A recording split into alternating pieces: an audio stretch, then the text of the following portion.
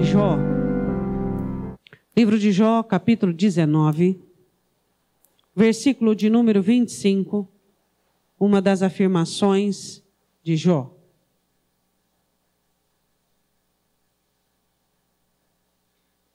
Jó 19, 25.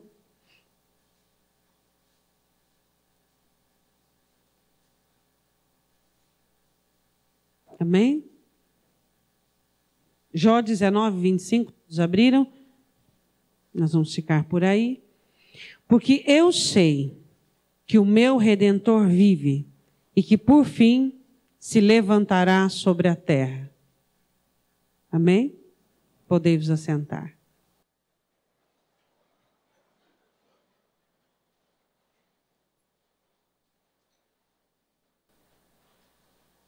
Que bom que você está aqui, né? A chuva não pôde te deter, né? Você não é feito de açúcar, não é mesmo? Né? E que bom que você está na casa do Senhor.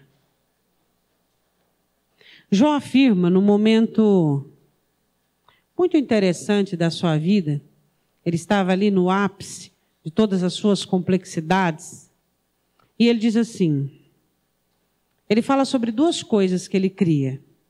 Porque eu digo o que ele cria e não o que ele sabia? Porque o que eu sei, eu preciso crer no que eu sei. E a minha comunhão com Cristo, ela não pode estar a nível apenas de conhecimento ou de saber. Tem que ser de fé. E ele diz assim, eu sei que o meu Redentor vive, presente, e que por fim se levantará sobre a terra, futuro. A fé de Jó não se baseava apenas naquilo que Deus, que o Senhor iria fazer no seu presente, mas também era respaldada naquilo que o Senhor ia fazer no seu futuro. Ele diz, ele vive e ele está contemplando, vendo tudo o que eu estou vivendo. E que no final, ele vai se posicionar, ele vai se levantar e a minha situação vai ter uma solução. Era nisso que ele cria. Agora, o porquê que eu digo que esse conhecimento de Jó ultrapassou a nível do saber? Por causa daquilo que nós vamos estudar daqui a pouco. É importante, muito relevante na sua vida, você distinguir sobre coisas que você sabe e coisas que você crê. Nem tudo que você sabe, você crê. Mas nós, às vezes, por tanta situação, uma ausência, uma falta de nós nos dedicarmos àquilo que pensamos e analisarmos e examinarmos a nós mesmos, nós somos conduzidos e levados a pensar que o que eu sei, eu creio. E você só vai descobrir esse equívoco na hora da aflição. Você vai descobrir que você não tinha uma fé à altura do que você sabia, quando você precisar dela. E aí você estará numa situação muito delicada, muito difícil, e aí você vai ficar decepcionado. Não com você mesmo, olha só, mas com Deus, com a palavra, porque você acha que porque você sabe, você crê. Nem tudo que você sabe, você acredita naquilo que você sabe. Mas Jó havia crido naquilo que sabia. Ele diz, eu sei que o meu Redentor vive. Quando é que você começa a crer no que você sabe? Quando é que você começa a crer que o seu Redentor vive? Quando é que você começa a crer que Jesus Cristo vai levantar-se em sua ajuda e que Ele vai dar um final abençoado para você e que Ele vai fazer o que tem que ser feito? Depois que você passar por essas etapas que nós vamos falar agora. Aí então você vai dizer, não, agora eu sei. Primeira etapa que eu e você temos que passar para que o nosso conhecimento de Deus esteja a nível de fé. Então, só para nós entendermos o que nós vamos fazer aqui, nós vamos analisar se o que você sabe do Senhor Jesus é fé ou apenas a critério de saber. É isso que nós vamos analisar nesta noite, amém? E no final de tudo, nós vamos fazer um balanço e analisarmos que as áreas que você sabe não é fé, você vai batalhar para transformá-las em fé. Amém? Primeira situação, vamos lá. Ele sabia duas coisas, que o Senhor vivia e que ele vai se levantar, e ele fala tudo isso por quê? Primeiro ponto, Jó estava cansado. Esse cansaço é um cansaço bom. Do que Jó estava cansado? Você já se pegou cansado da mesmice? Cansado da maneira que você é? Cansado da sua rotina? Cansado das suas idas e vindas? Cansados da sua dancinha humana? 2 passos para frente, 3 para trás. Essa dança é humana. Deus nunca criou para nós um caminho que tivesse retorno. O primeiro ponto que você precisa para que o que você sabe de Deus, do Senhor Jesus, seja fé, você precisa aprender a ficar cansado. Você precisa aprender a dar um basta na sua frieza espiritual, na sua soberba, na sua arrogância, nas suas debilidades. Enquanto você não ficar cansado, você não tem a primeira parte que é necessário para aquilo que você sabe se tornar fé. Eu queria fazer uma pergunta para que nós passemos adiante. Do que você está cansado no momento? Pastor, eu estou cansado do meu jeito de ser. São 2. Eu e você. Eu quero mudança. Eu quero melhoria. Isso não vem de mim, não vem de você, vem da parte de Deus. Estarmos cansados, estarmos descontentes, com as mesmas falhas, com as mesmas debilidades, com os mesmos tropeções, com a mesma visão, com a mesma ótica, com a mesma condensação emocional, com os mesmos princípios. Nós precisamos aprender a ficarmos cansados de tudo isso. Para que inicie o meu conhecimento e ele fundamentar e rudimentar de tal maneira, para que tudo que eu sei sobre Deus se torne fé, eu preciso estar cansado, eu preciso esgotar-me das situações que eu vivi e da maneira que eu sou. Eu não posso mais ser conivente, eu não posso mais aceitar as coisas que me fazem mal de braços abertos. Eu não posso mais ser negligente. A tal ponto de olhar para as coisas que me prejudicam com uma naturalidade infernal. A primeira situação de Jó, ele diz assim: eu não aceito mais as acusações de vocês. Primeira situação. Diz, eu estou cansado disso. Jó 19, 1 e 2 diz assim: respondeu, porém, Jó dizendo, o amigo dele, suposto amigo, Bildade, disse para ele, começa a acusação até quando? E ele pergunta, até quando? Olha para o teu irmão e diga, até quando? Até quando? Você já olhou para você no espelho e você diz assim, fulano, até quando? Até quando você vai usar de subterfúgio? Até quando você vai fingir? Até quando você vai se esconder? Você dizendo para você mesmo. Até quando? Até quando? Até quando você vai mentir? Até quando você vai usar de estereótipos para dizer que você não é o que você não é? Até quando?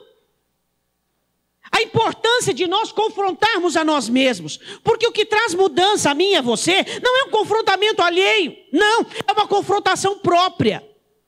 Onde você confronta você mesmo. Aí existe consciência. Aí existe chance de mudança. Ele disse, até quando? Afligireis a minha alma e me quebrantareis com palavras.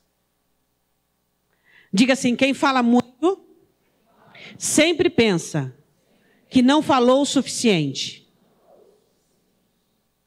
Você sabia disso? Quem fala muito porque acha que nunca falou o suficiente. Você fala muito? Você tem desequilíbrio emocional. Porque você tem necessidade de ser ouvido. Porque nem você acredita no que você fala. Todas as pessoas que falam demais sofrem de algum tipo de desequilíbrio. Só que elas não admitem isso. Só que elas não assumem isso. Não. Aí como é que faz? Se você não assumir, como é que vai fazer? Pessoas que falam demais precisam ser ouvidas. E se eu preciso ser ouvido é porque nem mesmo eu acredito naquilo que eu penso e naquilo que eu sei. O quanto você faz uso das palavras para poder ficar martelando uma situação, para ficar desgastando uma situação.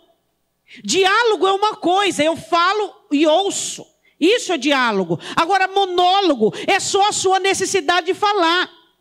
Se nós falássemos com Deus da mesma maneira que nós perturbamos o ouvido das pessoas com as nossas palavras, a nossa vida já estaria muito mudada, é ou não é?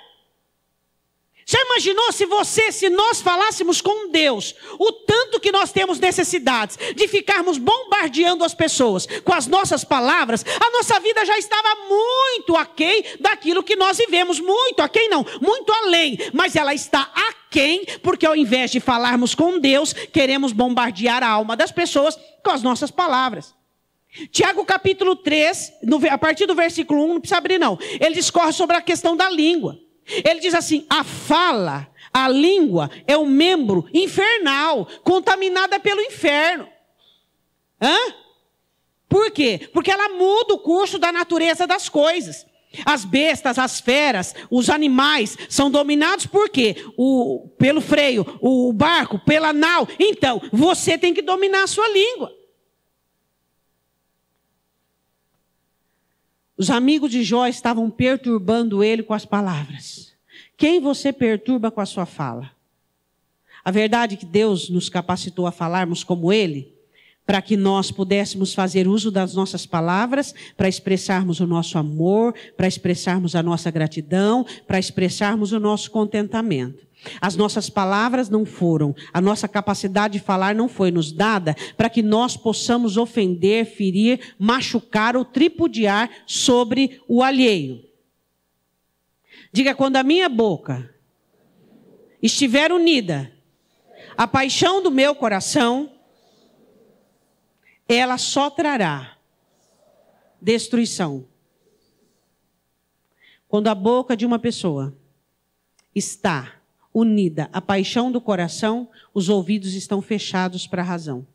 Você pode repetir isso? Pastor, eu perdi o ponto.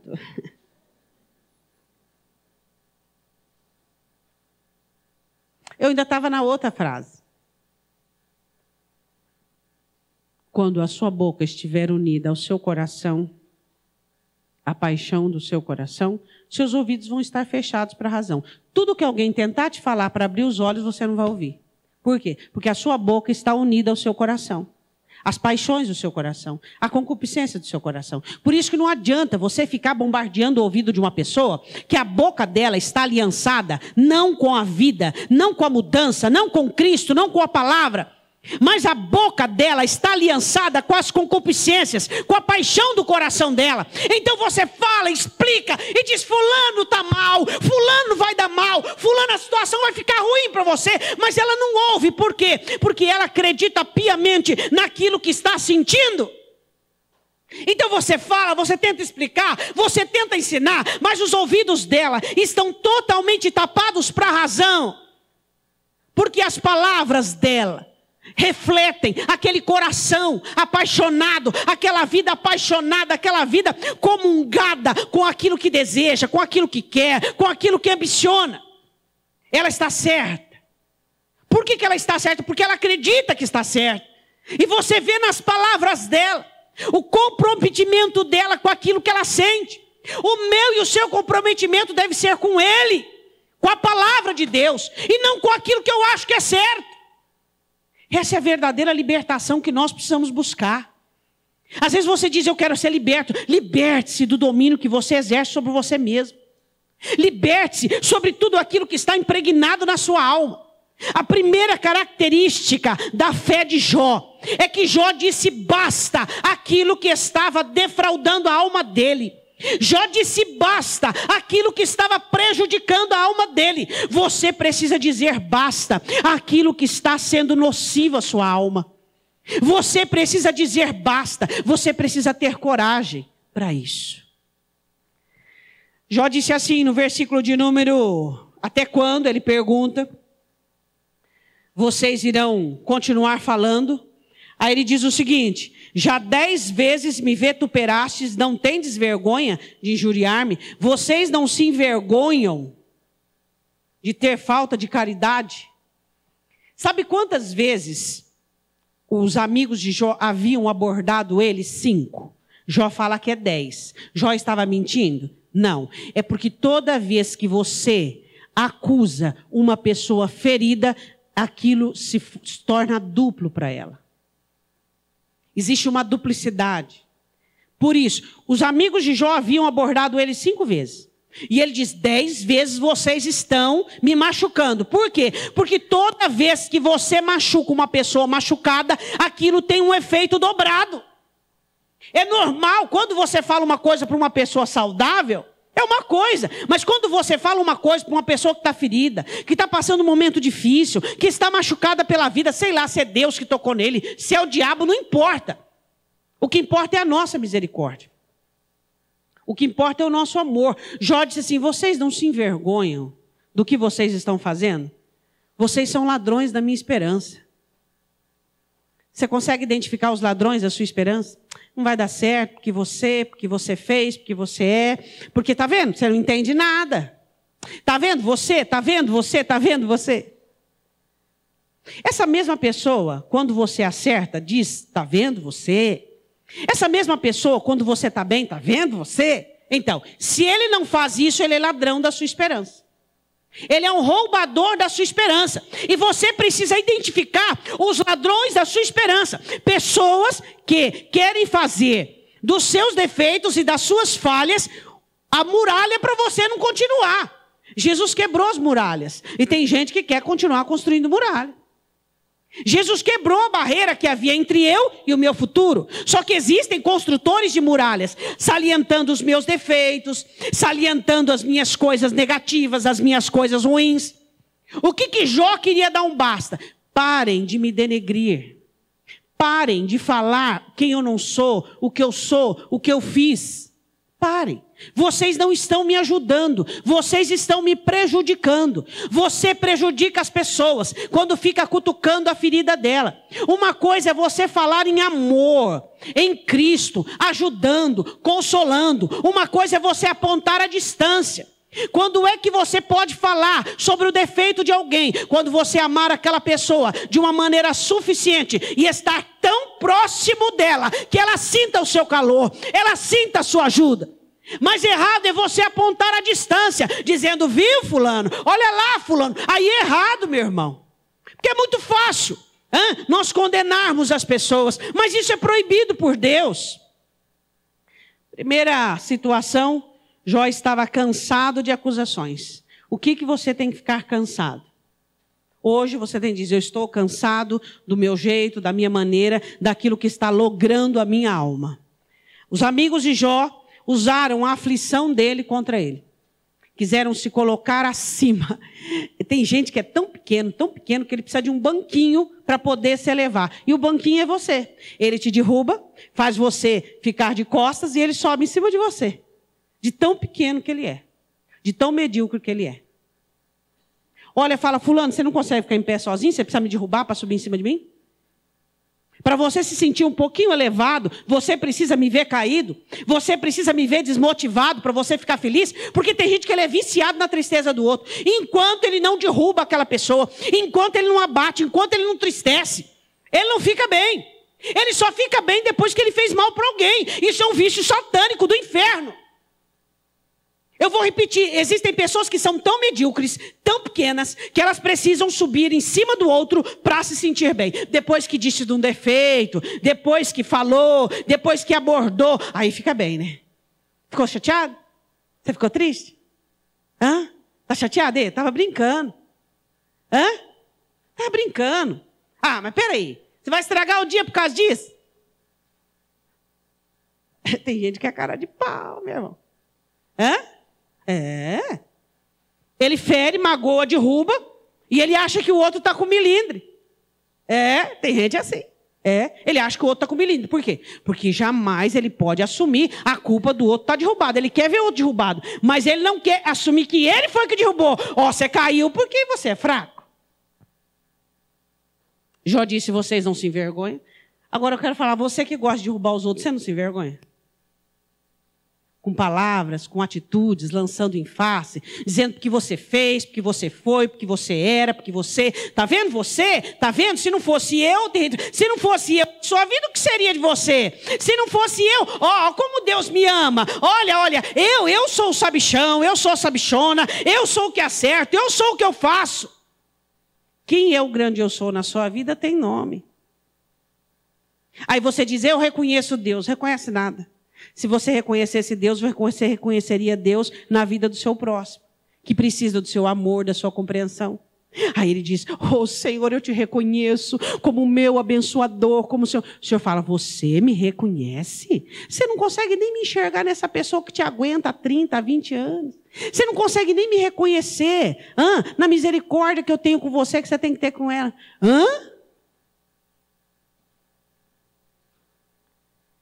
Já 10 vezes me vituperastes, me envergonhastes, me humilhaste. Quero dizer uma coisa para você.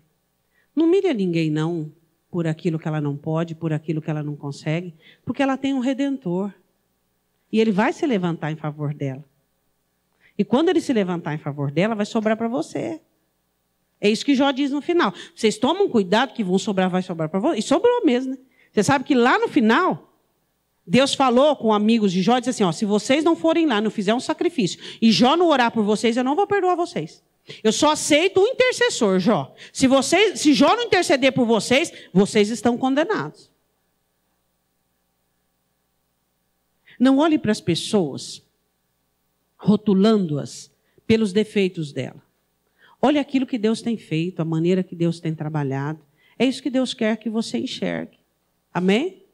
Segunda situação, primeira situação para que a nossa fé se torne, nosso conhecimento se torne a caráter de fé, temos que estar cansados e motivar-nos a mudar. Segundo, vamos lá. Embora haja eu, na verdade, errado, comigo ficará o meu erro.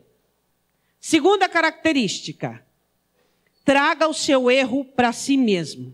Ninguém tem culpa de nada. Não é porque não te amaram, não é porque te odiaram, não é porque fizeram. Não, mas se não. O erro é seu. O erro é meu. Ninguém tem nada a ver com isso. Jó disse, o erro é meu. Não adianta nós ficarmos buscando responsáveis. Eu estou frio espiritualmente por causa de fulano. Eu diminuí o meu ritmo espiritual por causa daquele irmão. Eu não sei o que por causa disso. A responsabilidade é sua de tudo aquilo que você faz sobre a face desta terra. A responsabilidade é minha. Não tem ninguém que é culpado do meu erro. Jó disse o seguinte, embora haja eu, na verdade, errado, comigo, quer dizer, se eu errei, o erro é meu. Por que te incomoda tanto o erro alheio? Responde. Por que você se incomoda tanto com o erro dos outros? Por quê? Por mais que ele tenha te prejudicado, você se levanta, o teu Redentor vive. Agora, quem ele prejudicou a mais não foi ele mesmo, foi ele. Não se importe tanto com o erro dos outros. Às vezes você vê na igreja, no reino, um efeito dominó. Uma pessoa erra, meu Deus, 4 caem. Você falou, depois falam que o diabo que é poderoso. Um erro de um crente derruba 4 crentes. O diabo olha e fala, gente, que isso, hein? Eu tento, às vezes derrubo malemar 1. E esse crente errou, derrubou 4. Que isso? O que nós precisamos entender é que o erro das pessoas é algo particular delas. Não tem nada a ver comigo, não tem nada a ver com você. Se você erra, você está fazendo mal para ti mesmo. Se eu erro, eu estou fazendo mal para mim mesmo. Agora você vê um bando de crente preocupado. Agora que esse negócio, agora não tem mais jeito. Agora acabou. Agora o diabo está solto. Por quê? Porque agora todo mundo sabe da vida de todo mundo. Negócio de Facebook, todas essas coisas aí. Todo mundo sabe. Agora, meu irmão, agora está do jeito que o diabo gosta. Por quê? Porque o povo ainda aposta tudo, né? Tem aquele, fui tomar sorvete. Não tem? Fui tomar sorvete. O que eu tenho a ver que você foi tomar sorvete? Seu problema é teu, você que vai engordar. É isso. Infantilismo secular que impregnou na igreja. a necessidade que as pessoas têm que as outras saibam que ela está bem. Você já viu uma pessoa orando, chorando? Estou chorando, lamentando a minha miséria. Estou chorando, pedindo perdão do meu pecado. Quem já viu isso? Eu também. Bom, eu não vejo nada, mas nunca vi notícias sobre isso. Por quê? Porque as pessoas têm uma necessidade que os outros saibam que ela está bem, que ela está assim, curtindo, está numa boa. Esse é o interesse das pessoas. Agora, tem um bando de gente que se preocupa com a vida dos outros, que perde 1 hora. Isso é uma perda de tempo. Você ficar 1 hora passando aqueles quadradinhos lá, ó, e vendo a vida de um, a vida do outro, a vida do outro, a vida do outro. Gente, isso aí é uma coisa maçante. Eu, falar a verdade, se eu fizesse isso, eu acho que me dava uma fobia e eu ia ter algum pânico. Porque isso dá pânico de ver ficar sentado naquele negócio vendo a vida dos outros. Eu mal dou conta da minha. O que nós precisamos entender? O que Jó diz? Se eu errei, o erro é meu. Quer dizer, a vida é minha. Se você erra, a vida é sua. Isso não tem que me causar dano. Pelo contrário, eu preciso estar diante de Deus preparado para poder te ajudar, te levantar, se você precisar de mim.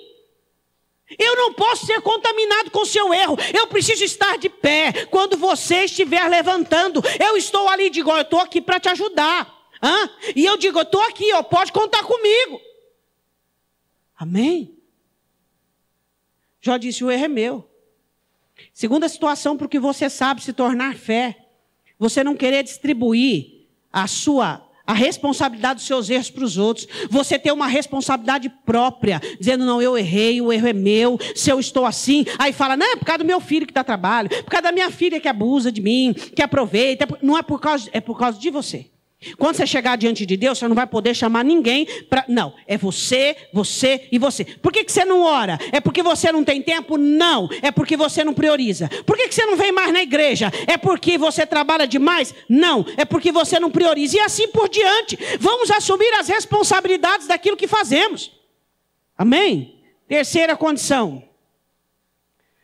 Versículo de número 6. Sabei agora que Deus é o que me transtornou e com a sua rede me cercou. Terceiro, meu assunto é com Deus. Diga para o seu irmão, seu assunto é com Deus. Esse negócio de você, Deus nos livre. Eu acho que pode, olha só, eu acho que pode ser.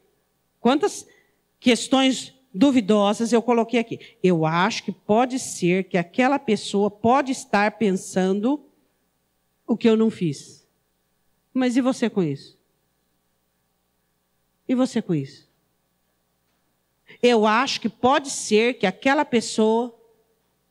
Terceira condição, você estar unido com Deus de tal maneira que é você e Deus, é você e Deus, é você e Deus. Não importa o que um pensou. Eu não estou falando sobre não dar testemunho. É isso aí mesmo, pastora. Fala aí mesmo, porque é o seguinte, eu peco, mas ninguém tem nada a ver com a minha vida.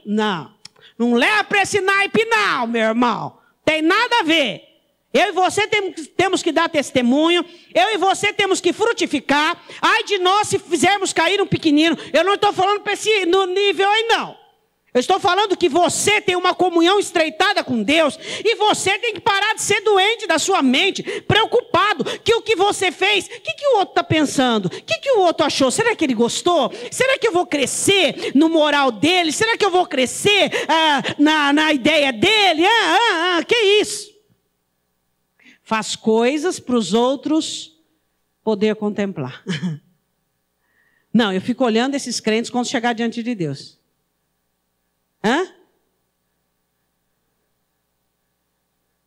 Você conhece a história do taxista e do pastor? Acho que eu já contei, vou contar de novo, pequenininho. Morre o taxista. Tinha um taxista na cidade que ele dirigia violentamente. Não parava nos pares. E o povo que entrava dentro do táxi dele morria de medo. Morria. E aí quem não era crente virava crente. Mas quando não tinha ninguém, entrava no táxi desse homem mesmo. E aí tinha o pastor, cidadezinha pequena, né? Aquele pastor, né? Né? E o pastor pregava e o povo dormia. O pastor pregava e o povo dormia. É uma beleza, uma maravilha. Aí os dois morrem, os dois chegam diante do Senhor. Aí, é só uma parábola, uma anedota, hein? Não vai dizer que eu estou pregando doutrina de taxista e de pastor. Só para você entender uma coisa. O taxista recebeu uma coroa deste tamanho e um galardão maior ainda. O pastor falou, oh meu Deus, esse taxista aí que era crente, era lá da minha igreja, mas fazia o povo ficar com medo. Esse homem, eu então, será que tem algum anjo aí para ajudar eu a carregar minha coroa, meu galardão? Aí chega diante do Senhor, a coroa do pastor desse tamanhozinho. E o galardão do pastor cabia no saquetelzinho. O pastor falou, trocaram. Tá de troca esse negócio aí. Vê aí nome mesmo, se dele não é meu, trocou. Aí o Senhor falou, não, é o seguinte, quando o taxista dirigia, o povo clamava, orava e até se convertia. E quando você pregava, o povo dormia. Será que o que você faz não é bem menos do que acha que faz? Hã? Quantos equívocos existem na nossa vida, não é verdade? É ou não é? Hã? Quantos equívocos. Tem gente que você olha para a igreja e fala, esse irmão aí é um pecador. Esse irmão aí não é diácono, nunca vi ele trabalhando. Esse irmão aí, esse irmão aí, esse irmão aí. Não é verdade? Chegar lá no céu, aí você fala, tá trocado. Fala, não, esse aqui ficava com a língua dentro da boca, meu filho. Esse aqui não ficava maldizendo, não intrometia em assunto que não era dele. Esse aqui vivia a vida dele ali, ó. Os pecados dele era dele, Deus, ele acertava. Você não. Você ficava apontando o dedo, ridicularizando, rotulando. Você pecou, vamos falar aí os seus pecados aí, ó. Como é que é? Cuidado para que você ou eu não sejamos surpreendidos por algumas questões equivocadas nossas. O seu pecado, o seu problema, a sua vida é com Deus e a minha também. E nós precisamos entender isso. Agora, o crente que vive de aparência, esse acha que eu sou santo, esse acha que eu sou de Deus. Oh, aleluia, eu oro perto dele assim, de uma maneira fervorosa. Essa irmã acha que eu sou poderoso, esse acha que eu sou absoluto. Oh, Deus sabe quem é você, é isso que importa. Jó disse, o meu assunto é com Deus, você não esconde de Deus quem você é. Então desfaz os estereótipos. Olha para o teu irmão, vê se ele tem cara de santo. Ele tem cara de santo. Você conhece a cara do santo revoltado? Só vou falar essa, tem muitas caras, cara do santo revoltado, ele fica assim, com uma cara de analisando. Porque ele não fica assim, né? Não, o santo revoltado ele fica assim, como se ele estivesse refletindo. Ele não faz assim, não. O autêntico já faz assim, se ele está revoltado, ele... O que foi, meu irmão, que você tem? Agora o santo revoltado. É ou não é? Ele tem várias caras, faces, estereótipos, pessoas que não conseguem entender que sou eu e Deus, é você e Deus, e Ele nos conhece. Jó disse assim, o meu problema é com Deus, foi Ele que tocou em mim, foi Ele que me cercou, vocês não precisam intrometer nesse assunto. Você não tem que intrometer assunto que é Deus e aquela pessoa. Acabou. Ora, fala, Senhor, faz a obra. Senhor, molda. Senhor, muda. E muda eu também, Senhor, porque eu estou ficando ruim aqui. O negócio está feio. Terceira característica. É você entender que a sua vida é de Deus e Ele se reporta a você. E para de criar estereótipos. Para de criar facetas. Tem crente que é viciado nisso aí. Está mal. Está mal. O apelo falou com ele. Ai, Deus, sou eu. Ele não vem. Por quê? Não, aquele irmão vai pensar que eu estou caído. O outro vai pensar que eu estou desviado. Você está preocupado com os seus estereótipos. E você está perdendo a oportunidade da palavra de mudar. Você acha que se você conhece um pouco de teologia, isso vai mudar alguma coisa na sua fé, na sua condição de comunhão com Deus? Não, tem gente que se preocupa tanto em conhecer a letra, em conhecer o que fulano falou, o outro falou, o que fulano sabe. Ele sabe porque ele viveu. Saber é você crer, é você viver. Jó sabia que o Redentor dele vivia, ia se levantar em sua ajuda. Mas não era informação de nenhum teólogo, não. Era o que ele tinha vivido. Primeiro, ele disse, eu estou cansado. Foi a primeira coisa que ele disse. Segundo, o erro é meu. Terceiro, sou eu e Deus. Quarto, vamos continuar. Versículo 9. Ele sabia o que ele tinha perdido. Ele sabia o que Deus tinha feito na vida dele. Ele sabia o que tinha acontecido com ele. Tem crente que passa por provação, ele não sabe o que Deus quis mexer, o que Deus quis tirar e o que ele melhorou e mudou. Passa por tentação, não sabe por que caiu, não sabe por que aconteceu, não. É tudo assim, ó. Analisar. Você passou por uma provação. Essa provação, Satanás aproveitou e tentou você. Pode acontecer. Você caiu. Por que você caiu? O que é que tinha dentro de você? O que é que Deus queria tirar? O que Deus queria te ensinar? Você passou por uma provação. O que Deus quis te ensinar com isso?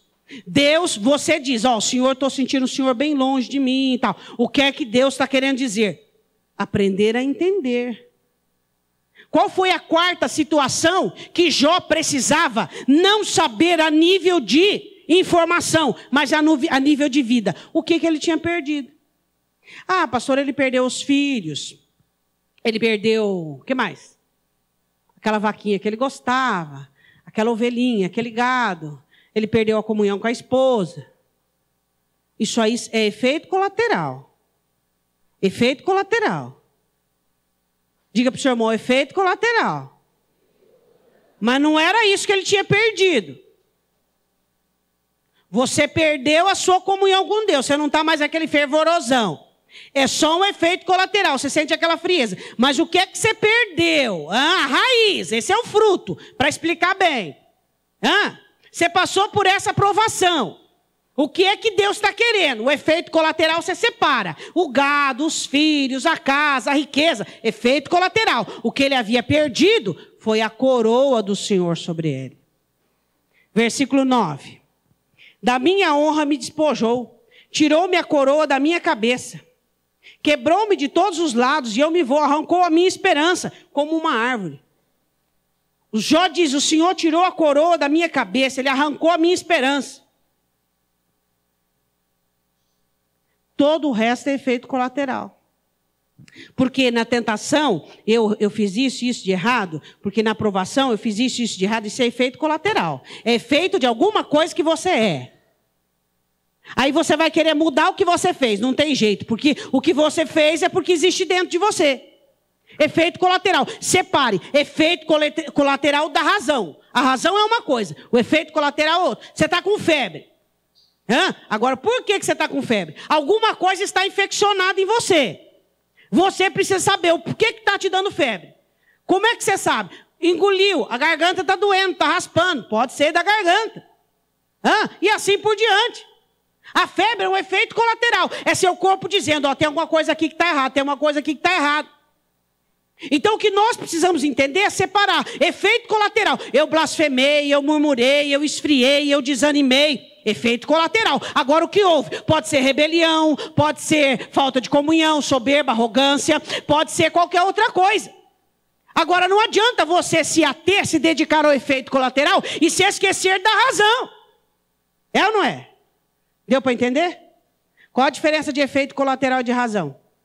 Efeito colateral é o que você vê, que você enxerga. É o que você está vendo, é o que você faz. Agora a razão do problema, a raiz é quem você é. Eu parei de orar porque eu estou muito atarefado. Não, você não parou de orar porque você está muito atarefado. A tarefa é efeito colateral. Do quê? Você parou de orar porque você deixou de priorizar a comunhão com Deus. Distingua efeito colateral de razão. A razão do problema. Quarto, ele sabia qual era a razão. Ele havia perdido a coroa. E ele havia sido quebrado de todos os lados e havia perdido a honra. Eu e você temos que saber o que temos perdido. Será que... Eu fico pensando assim, que muitas pessoas acham que estão ganhando quando estão perdendo. Você sabia que pode ser que você está fazendo alguma coisa hoje, achando que você está se defendendo, defendendo seus direitos, você está coberto de razões, e você está perdendo algo? Já parou para prestar atenção como é que você perde a confiança de uma amizade? Como você perde a estabilidade do seu casamento? Como você perde a bênção do Senhor da prosperidade? Existem pessoas que estão no auge da sua prosperidade e elas não sabem que estão perdendo a prosperidade. Por quê? Porque estão soberbecidas, porque são independentes. Por quê? Por quê? Por quê? Quem sabe hoje você está perdendo algo que lá na frente você vai chorar muito, mas você não está se dando conta. Você não está se dando conta. Você pode ter aquela pessoa o resto da vida ao seu lado, mas ela só estará ao seu lado e não mais estará junto com você. O que você está fazendo hoje? E você acha que está ganhando e você está perdendo. Isso é uma questão que todos nós devemos pensar, irmãos. Perdendo oportunidades, perdendo chances, perdendo amigos, perdendo confiança, perdendo um bom dia no futuro. Próximo passo. 5º, versículo 13. Pôs longe de mim os meus irmãos e os que me conhecem, como estranhos se apartam de mim. Os meus parentes me deixaram e os meus conhecidos se esqueceram de mim. 5ª situação, ele sabia que estava sozinho. Sempre, sempre, sempre, em uma aflição, você precisará estar sozinho. Existe um período da sua provação, da sua aflição, da sua tribulação, que Deus afastará todos de você e você precisa estar sozinho. Você precisa entender isso. Aí o crente fica sozinho, porque ninguém me viu, ninguém me notou, aí vem a raiz da rebelião. Em algum período da sua provação, é só você. É o seu encontro, como Jacó teve com o Senhor, como Josué teve com o Senhor. É só você e Deus. Ninguém é permitido estar na sala. Por quê? Porque é nesse momento que o Senhor se apresentará a você. É nesse momento que você enxergará coisas que no meio da multidão você não vai enxergar. É nesse momento que você se depara com a sua solidão particular, que é só você.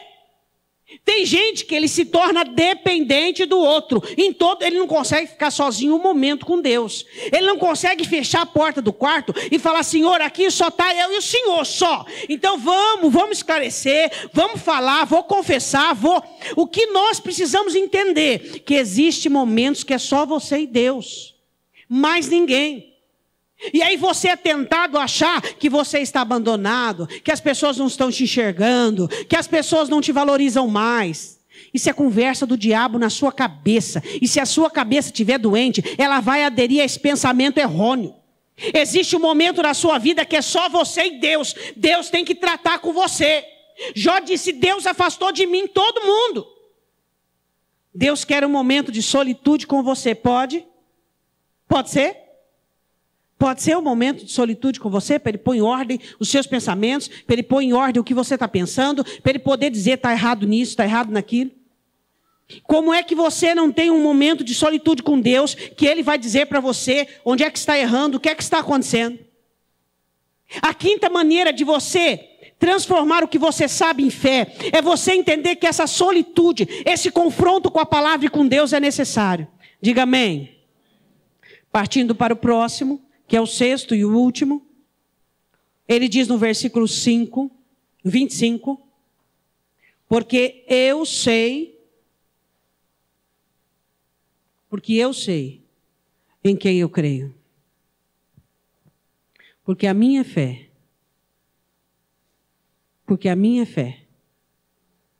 é maior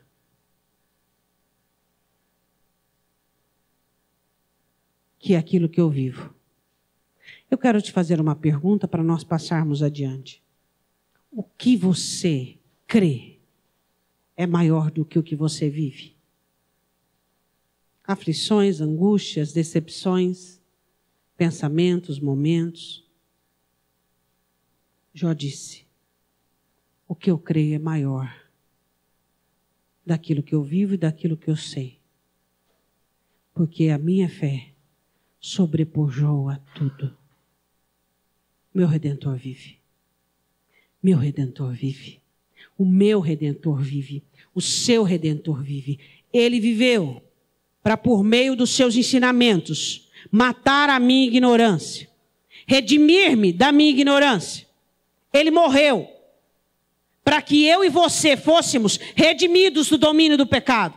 Ele ressuscitou para redimirmos desta vida condenada, ou seja, temos uma novidade de vida, podemos trazer neste corpo, nesta vida, as características de Cristo, e Ele vai voltar para fazer justiça a todos quanto têm crido nele. Jesus morreu, viveu, morreu, ressuscitou e vai voltar. O meu Redentor vive, o seu Redentor vive.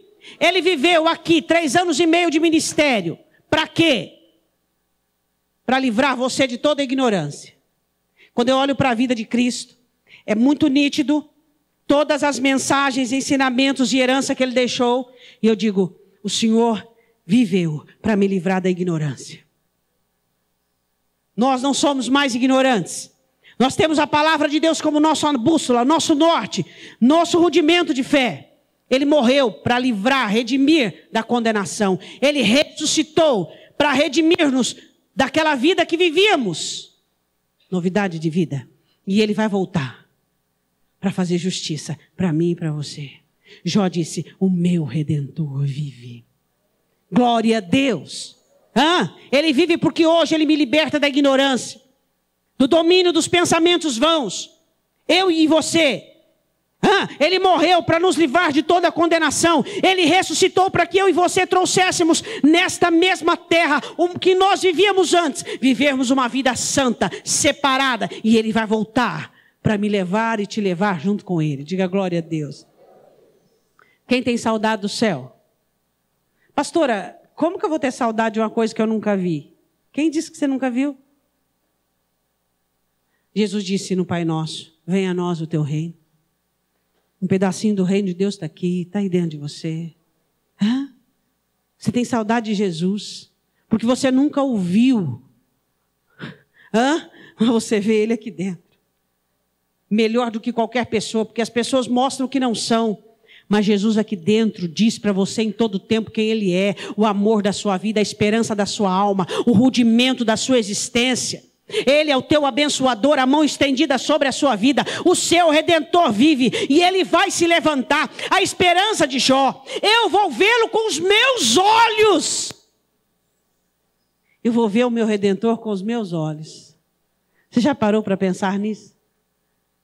Jó disse, eu vou ver o meu Senhor com os meus olhos. Estes olhos restaurados, como Paulo diz em Coríntios 15. Que tudo que é corruptível se revestirá de incorruptibilidade. Jó disse assim no versículo 26. Depois de consumida a minha pele, contudo ainda a minha carne verei a Deus. E eu serei restaurado. Ele foi restaurado completamente. De que maneira? Ele cria na restituição. Ele foi restaurado fisicamente, ficou curado. A mulher dele se aproximou dele de novo. E ele teve mais filhos, ele foi restaurado financeiramente em todos os aspectos. De que maneira? Em porção dobrada. Tudo em porção dobrada. A Bíblia diz assim, versículo 27, vê-lo-ei por mim mesmo. Não vai ser ninguém que vai me dizer quem Ele é. Eu sei que muitas pessoas dizem para você quem é Jesus, mas eu tenho certeza que você sabe como Ele é, não é mesmo? Sabe ou não sabe quem Ele é? Você o confundiria com um anjo? Com um profeta? Por quê? Porque quando você chegar no céu, você vai saber quem é Ele. Seu amigo. Sabe o que significa a palavra redentor? A palavra redentor vem de Gael, significa parente próximo. Esse é o nosso Gael, o nosso parente próximo. Nosso redentor, que nos redimiu, que nos tirou, que nos libertou de toda acusação, de toda condenação e nos ensinou a ficarmos cansados do pecado, cansados da mesmice.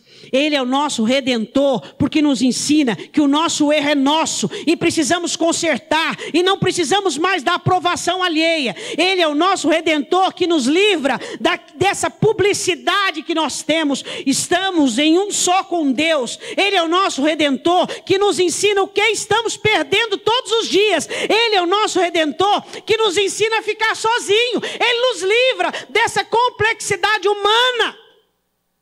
Ele é o nosso Redentor porque Ele vive. E um dia eu vou vê-lo. E você vai reconhecê-lo diante de todos os profetas, diante dos anjos. Você vai dizer, aquele lá é meu Senhor. Como é que você sabe? Eu sei. Eu o vi dia após dia dentro de mim. Jesus jamais é alguém estranho. Você não precisa ouvir alguém diga, eu vou te dizer quem é Jesus. Você diz, eu já sei. Eu conheço o toque dele, eu conheço o cheiro dele, eu conheço a mão dele, eu conheço o abraço dele, eu conheço a respiração dele, eu conheço como ele fala e como ele fala eu sei. Se ele está me repreendendo, me consolando, eu sei como ele se aproxima, eu sei tudo. Porque ele mora dentro de mim, ele vive aonde? Dentro de mim. Jesus vive dentro de mim, ele vive dentro de você. Agora, para nós orarmos um pouco, eu quero perguntar o que Jesus está disposto, está querendo fazer dentro de você. Quais são as mudanças que Ele precisa fazer sobre o que você sabe, transformando em fé. Você sabe e acha que é santo. Você sabe e acha que conhece a palavra. Você acha e sabe que você é o bambambam, que você é top de linha. Você acha e sabe que você está vivendo fases boas na sua vida. E se aquilo que nós achamos e pensamos e sabemos, grande parte dela for equívocos? E se o meu equívoco está impedindo eu de ouvi-lo?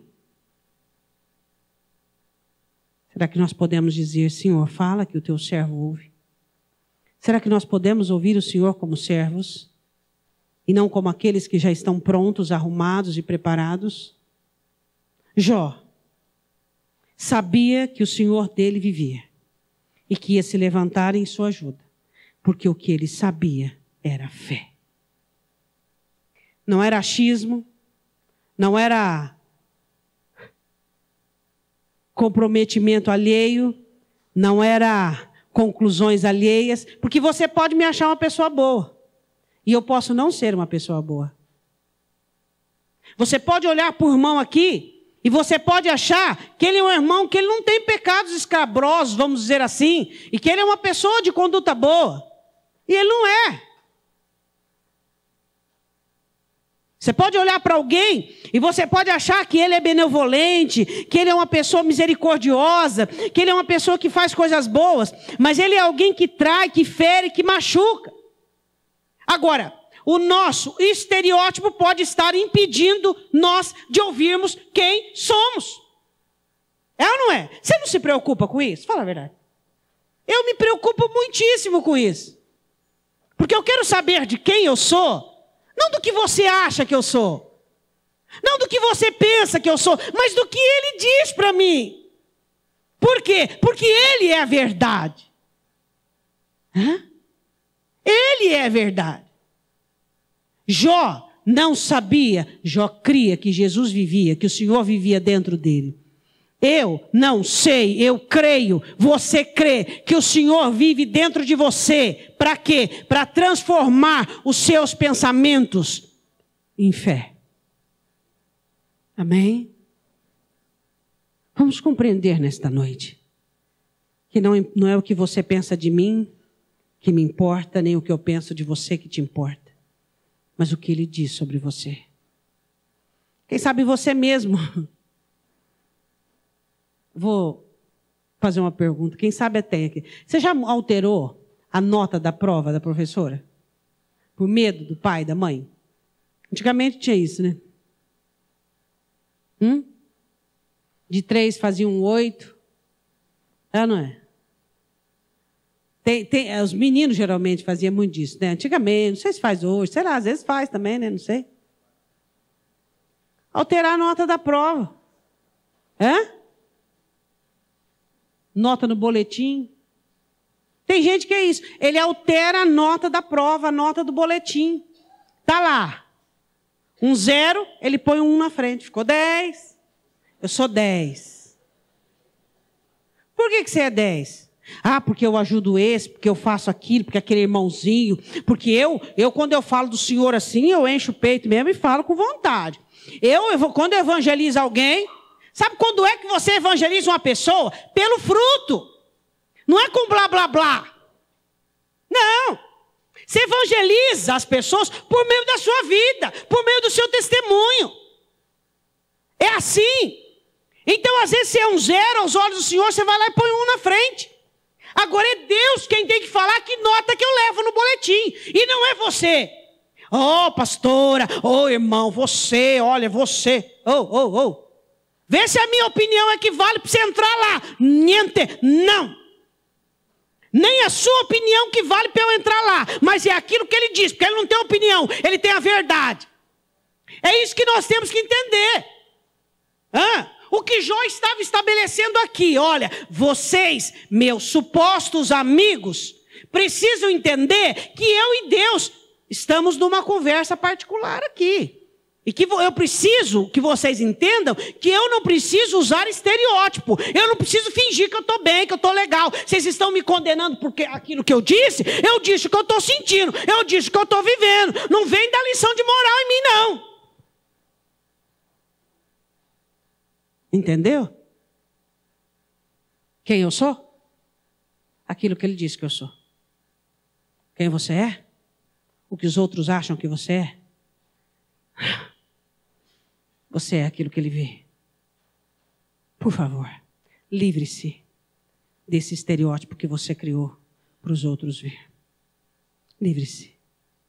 Livre-se de métodos que você encontrou para suplantar suas falhas. Meu marido é um amor, não estou generalizando, tá?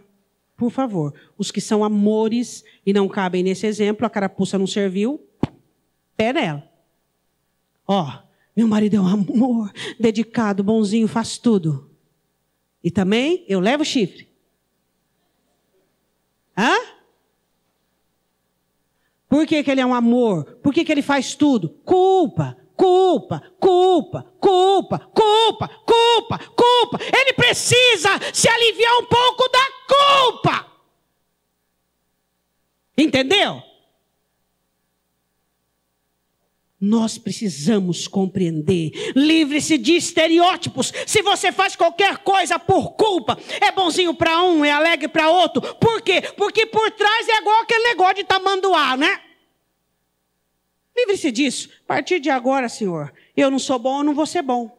Vou viver minhas verdades. Pastora, a senhora está fazendo apologia à maldade? Não. Eu estou pregando a verdade. Que você tem que ser enquanto você não mostrar a sua cara. Não tem chance de existir mudança. A mudança só vem baseada na verdade. Isso é o que eu sou. Eu sou assim. Porque eu não quero. Porque para de pedir isso para mim, hein? Eu não quero mais fazer. Não vou mais fazer. Porque antes eu fazia, porque só Deus sabe. Mas agora eu não vou fazer mais. Você mudou de repente. É porque agora eu sou o que eu sou. Em nome de Jesus. Livre-se desse estereótipo de bonzinho. Não existe ninguém bonzinho. Olha para o seu irmão, ele tem cara de bonzinho? Aceita tudo. Legal com todo mundo. Sempre tem quem é que sempre tem um sorriso na cara? Pelo amor de Deus. Fique suspeito quando você vê uma pessoa sempre sorrindo. Não tem importância, não tem importância. Meu irmão. Não existe isso.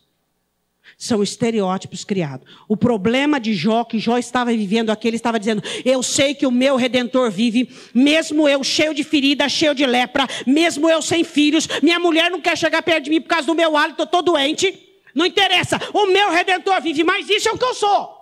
Eu não vou passar spray para minha boca ficar cheirosa, e eu não vou passar talco, e eu não vou fingir que eu estou vivendo uma realidade. Não, essa é a minha realidade. É isso que nós precisamos entender. A sua realidade, a sua verdade é o que vai atrair o Senhor para você. Seja verdadeiro. Não faça uso de estereótipo. Por quê? Porque o estereótipo vai levar você para o inferno. E a verdade, por mais pior que ela seja, ela vai te levar para o céu. Não importa quem é você, ela vai te levar para o céu. Eu sou isso. E é isso que eu vou apresentar diante de Deus agora. Eu não vou fingir mais nada. A partir de agora, os fingidos se convertam em nome de Jesus. Aquele que finge. Como é que Deus vai trabalhar com alguém que vive de mentira? Fala para mim.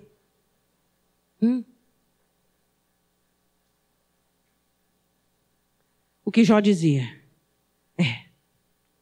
o meu Redentor vive e ele vai me resgatar.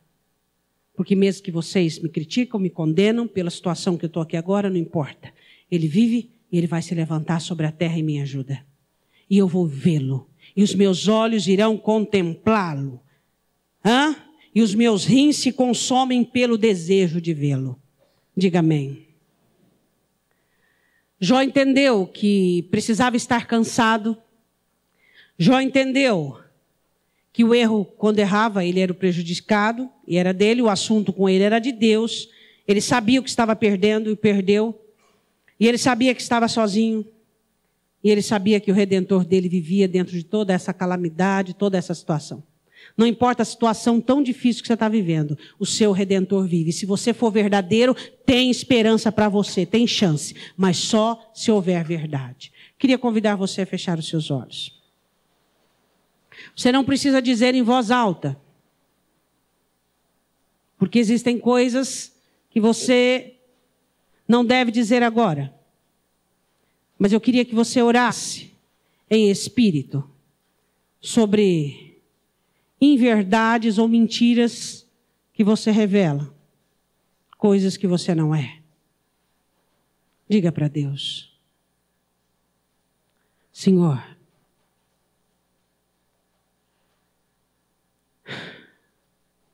eu e o teu povo não pode sermos um povo que vê a luz no final do túnel.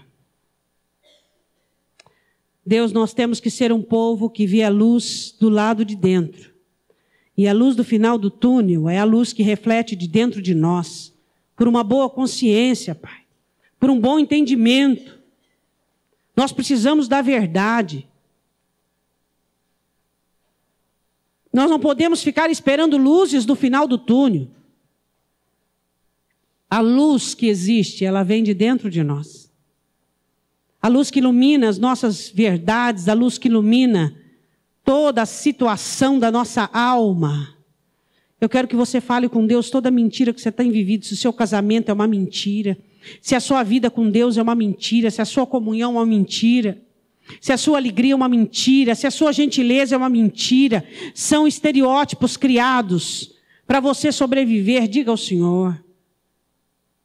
Jó reconhece as próprias verdades. Ele diz, eu estou cansado. E somente o cansaço nos proporciona mudança. Jó disse, o erro é meu. Somente meu.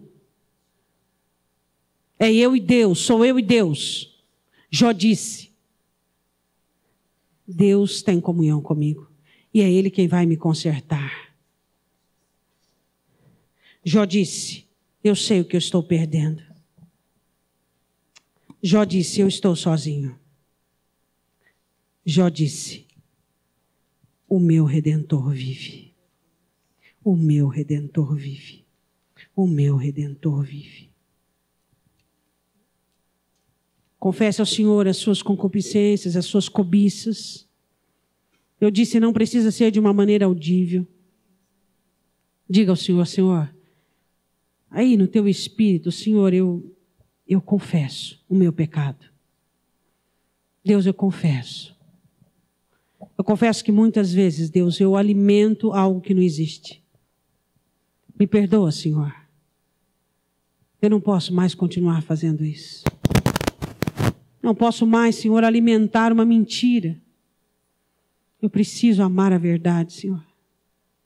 Eu preciso ficar cansado da mentira. Eu preciso ficar cansado, Deus, dos meus segredos, do meu silêncio com respeito à confissão. Eu não confesso, não entrego. Deus, eu preciso entender que o erro é meu e eu preciso consertar isso. E eu não posso mais complicar as pessoas por meus erros, Pai, minhas falhas.